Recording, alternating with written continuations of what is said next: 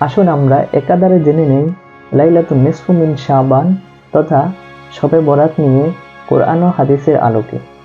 এ বিষয়ে কোরআনুল কারীমের মধ্যে উল্লেখ্যভাবে কোনো কিছুই বলা হয়নি, তবে হাদিসে পাকের মধ্যে এসেছে শাবান মাস তথা শবে বরাতের মাসে রাসূল সাল্লাল্লাহু আলাইহি সাল্লাম অন্য অন্য মাসের তুলনায় বেশি রোজা রাখতেন।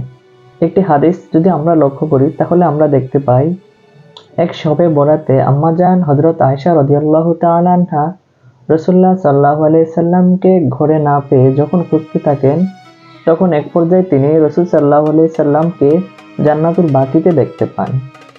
তখন তিনি রাসূল সাল্লাল্লাহু আলাইহি সাল্লামের কাছে যখন পৌঁছান, তখন রাসূল সাল্লাল্লাহু আলাইহি সাল্লাম আম্মাজান আয়েশা রাদিয়াল্লাহু তাআলা আনহাকে বলেন, শাবানের মধ্য রজনীতে আল্লাহ তাআলা চতুর্থ আসমানে আসেন এবং বনী কালব গোত্রের ছাগলের পশমের চেয়েও বেশি মানুষকে আল্লাহ তাআলা সেই রাতে ক্ষমা করে দেন। সুবহানাল্লাহ।